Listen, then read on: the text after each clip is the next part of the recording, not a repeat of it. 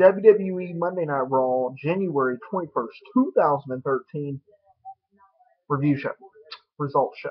2at7.com, that Generation Wrestling site, Woodward.com, Pro Wrestling, Woodward.com. Follow me on Twitter, like me on Facebook, like this video, and subscribe to this YouTube channel.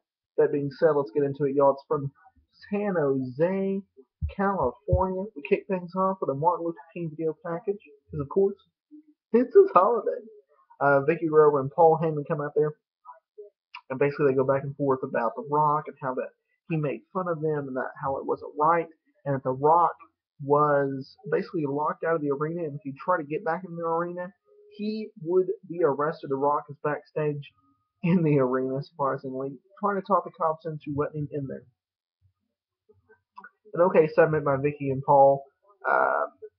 Vicky, I guess, is back being a heel. Heyman does what he does best with not a lot of talking, but certainly makes an impact. The Rock did some classic stuff. He got his point over, and that he will get in the arena somehow, some way. Throughout the night, they have the Beat the Clock challenges matches. Beat the Clock challenge, Randy Orton defeats Antonio Cesaro in 11 minutes and 36 seconds with the RKO. A long match for a Beat the Clock match, but not all bad. I do feel like they book these guys on TV too much against each other. Not a big fan of that. I think they need to keep it a little bit more here and there than every week.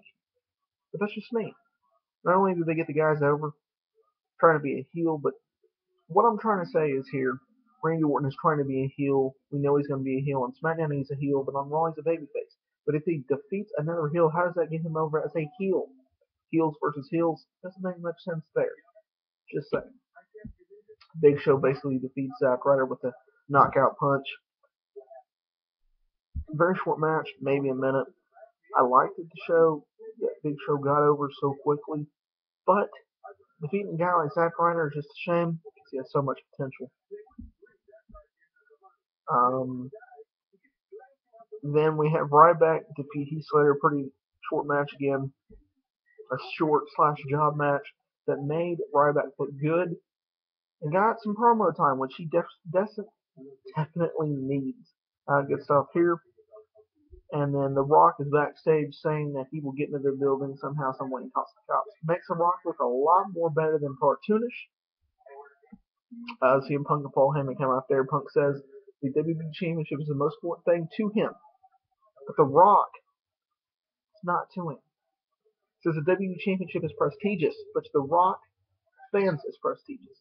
He doesn't believe in the championship. He doesn't belong to be the WWE Champion, and that is why CM Punk is WWE Champion for 400 and whatever days from now.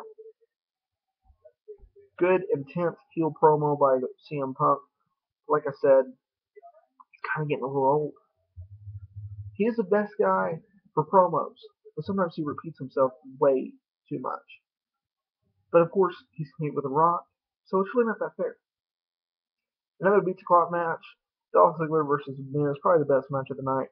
Dolph Ziggler hits the zigzag for the win off of his distraction for Big E Langston. 10 minutes and 56 seconds. Not too much time. Very good match. The memo was Beat the Clock. Throw out the window. Felt like it was lasted and only knocked off a couple seconds. But that made up with a good match. 3.5 out of 5 stars. Team Hell No had their anger management graduation time. They went back and forth. Who's going to give that valedictorian speech? Then Dr. Shelby said, you know what, y'all, let's just hug it out. Hug it out. And they had this stupid chance of hug it out. Personally, I've been entertained by the anger management segments. Was the chance a little bit over? Yeah. Do I like it? No. But seeing Daniel Bryan twist his hair like that and look like a complete schmuck, totally worth the segment. Caitlyn defeat Alicia Fox. Short to the point and okay match. Caitlyn is very over with the crowd, but her title run is nothing. Because honestly, who's left for her to feud with? Everyone's quit. Paul Heyman comes out there and talks about how he's going to explain what CM Punk said earlier in a simpler way for them to understand. Heyman says that Vince McMahon is just a mark for The Rock and that he needs to be focused on CM Punk, not Paul Heyman. The Rock comes out there and says, thank you, ticket. from the San Jose Police Department. That's how he got in the ring. One quick side note. Say you get a ticket. Does that mean you get to go in the backstage and come out there and do a promo? No. Are you The Rock? Yes. Does that give you the fact, though, if you have a ticket? No. Just saying. The Rock says he's standing alone and tall in the ring. There's a promo that CM Punk has been saying. He's done it. He is it. But that does not change the fact that he's going to whip the shit. It says whip his ass at the Royal Rumble. It says he will become the next WWE champion once again. He promised that he will beat him this Sunday. Lights go out and the Shield beats him down. They lay him out with the powerbomb, and Punk says the Rock needs to wake up from his dream. There's only one guy that's going to be at the top. A decent promo by Heyman, but when The Rock came in, he delivered and was great on the mic. He got his point over. From this time on, The Rock has got the better of CM Punk, but honestly, the Shield coming in there and taking him out doesn't mean a thing from The Rock standpoint, because everyone and everything The Rock has done from this point on has just got demolished by that, in my personal opinion.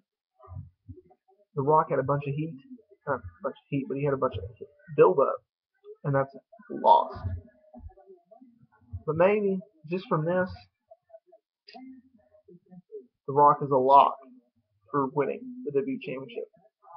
Another Beat the Clock Challenge match, final one. Sheamus and Wade Barrett go to a no finish because AJ distracts Sheamus, and then Sheamus' broke hit, but the time runs out. A very physical match, but a good one. Back and forth action with false finishes was good to do so.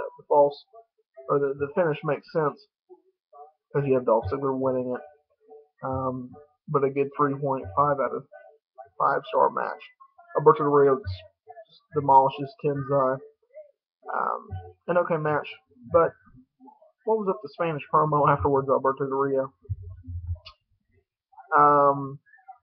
And then the final segment of the evening, it was John Cena coming out there, and he talks about the Sunday and kids and a bunch of stupid stuff about, well, what do you do on Sunday? Well, this is how I do things on Sunday. Blah, blah, blah, blah, blah. And then a bunch of superstars come out there. Cena says, Sheamus, primetime players, Randy Orton, Miz, Team Hell No, Antonio Cesaro, and 3MB all said they're going to win the Royal Rumble match, and then 20-plus guys who is pretty much the WWE roster comes out there, and they all brawl in Raw. So with that being said, thank you all for watching. 2xzone.com, they're a little bit more in-depth videos now.